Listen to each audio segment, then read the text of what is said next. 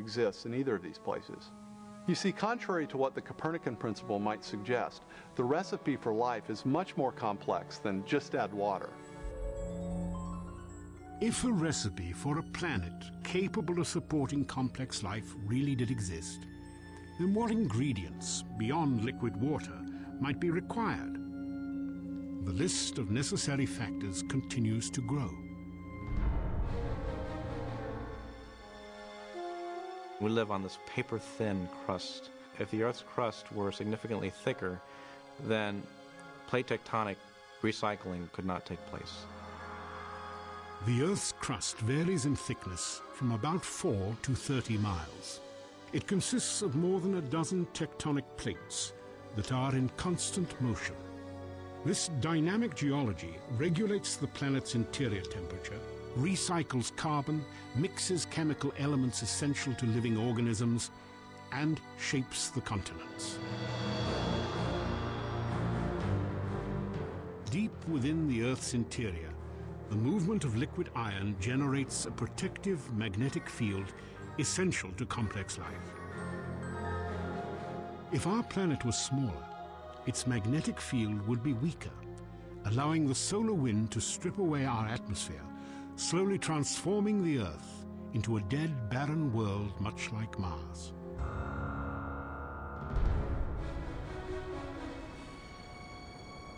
We need an oxygen atmosphere, and the oxygen-nitrogen atmosphere that the Earth has is necessary for complex life. As seen from space, the Earth's atmosphere glows as a thin blue ribbon of light. Measuring less than 1% of the planet's diameter, it is composed of a mixture of nitrogen, oxygen, and carbon dioxide. As a result, our atmosphere ensures a temperate climate, protection from the sun's radiation, and the correct combination of gases necessary for liquid water and complex life.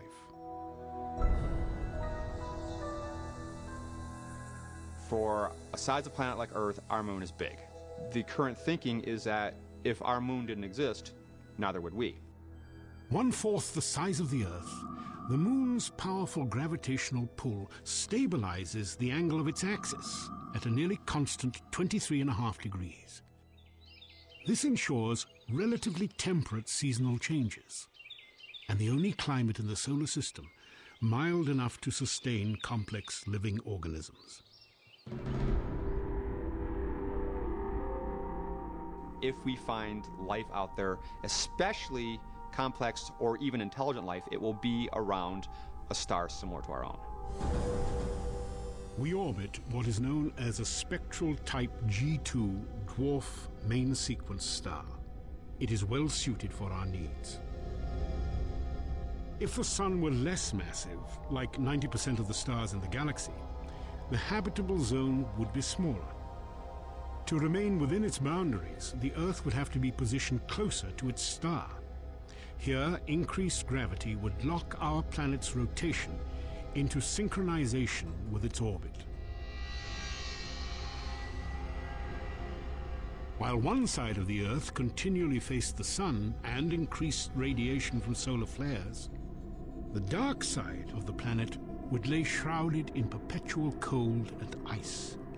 It is unlikely complex life could tolerate these drastic extremes in temperature. A lot of things went right on Earth to have yielded complex life, absolutely. The number of factors that have been postulated has grown. Currently, the typical number you would see is, in a typical list, would have something like 20.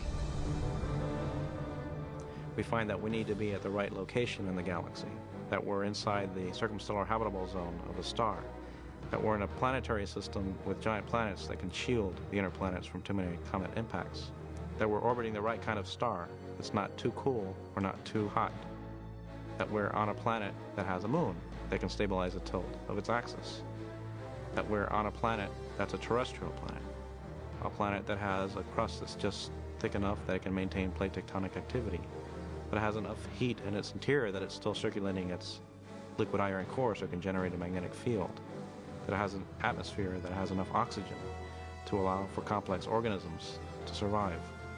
that has enough water and enough continents to allow for the diversity of life or an active biosphere that you need to support complex creatures such as ourselves. All these factors have to be met at one place and time in the galaxy if you're going to have a planet as habitable as the Earth, which you need for complex and even technological life. In an attempt to estimate the probability of attaining this combination of factors simultaneously, some researchers have developed equations assigning a conservative 1 in 10 value to each factor deemed necessary for advanced life. If every element has to be there at the same time, you have to multiply the probabilities. And that's what makes the probability at the end so small. You've got 10% of this and 10% of that, and these things rapidly multiply to exceedingly small numbers. The numbers on the order of 10 to minus 15, which is 1/1000th of 1 trillion. And it's a number like that you have to compare to the 100 billion stars that are in the galaxy. 100 billion is a very large number, but 1,000th of a trillionth is much, much smaller. On their face value, these probabilities are speaking. What they're telling us is this can't happen, or this is very unlikely to happen in the galaxy. And that's where the evidence is pushing us. There are many probabilistic resources in the galaxy, but on the other side of the coin are all these factors that you need. You have to get just right in order to have just one habitable planet like the Earth. And that leads me to conclude that yes, we're rare in the galaxy. While a growing body of scientific evidence may support this hypothesis, does the possibility that our planet is rare within the galaxy imply anything about its significance? Recently, astronomer Donald Brownlee considered this question in the best-selling book Rare Earth: Why Complex Life is Uncommon in the Universe. There's a general feeling that nature wants to make Earth-like planets, and that naturally that life will evolve on them and naturally evolve to something like us. And yet the conditions, the environmental conditions on a planet that would allow more complex creatures similar to people or plants and animals is very rare. And so we wrote the book Rare Earth to point out that the Earth is actually a rather special place. Brownlee contends that while relatively simple microbial life may thrive on planets throughout the universe, planets capable of sustaining complex life are exceedingly uncommon. Well, the entire universe is highly hostile to life. If you compare all the known places in the universe, none of them compare to Earth. We live in a very special environment that provides what we need, provides air, provides food, stable conditions, so that the Earth is almost like a giant organism where its systems are interacting in a way that allows animals to survive.